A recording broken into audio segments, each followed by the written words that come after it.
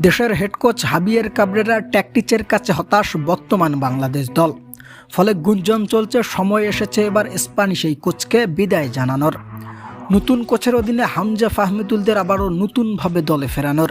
যেখানে গত মঙ্গলবার সিঙ্গাপুরের বিপক্ষে বাংলাদেশের পারফরম্যান্সের কাছে নাজেহাল অবস্থা তৈরি হয়েছিল এশিয়া মহাদেশের অন্যতম শক্তিশালী এই দেশটির। যেখানে হামজা সামিদদের কাছে পুরোপুরি ধরা খেয়ে গিয়েছিল সিঙ্গাপুর দল। তবুও শেষ পর্যন্ত ভাগ্য বদলাতে পারেনি বাংলাদেশ। কোচের সিদ্ধান্তের ঘাটতি ও তার মুখস্থ ট্যাকটিচের কারণে ম্যাচ হেরে হতাশা ভরা মন নিয়ে বিদায় নিতে হয়েছে হামজাদের। তবে ম্যাচ শেষে শেফিল্ডের তারকা হামজা দেওয়ান চৌধুরীর দাবি, চূড়ান্তভাবে ম্যাচ আমাদেরই জয় হতো যদি কোচ সঠিক সিদ্ধান্ত নিতে পারত এবং দলের তরুণ প্লেয়ার না নামিয়ে অভিজ্ঞদের জায়গা করে দিত। তবে বাছাই পর্বের এমন গুরুত্বপূর্ণ ম্যাচে কোচের এমন দুর্বলতার কারণে গুঞ্জন চলছে এই স্প্যানিশ কোচকে রাখবেন আর বাফুফে। অবশ্য এমন কোচের অধীনে হামজার মতো বিশ্বমানের ফুটবলারের খেলা উচিত নয় বলে জানিয়েছেন সমর্থকরা।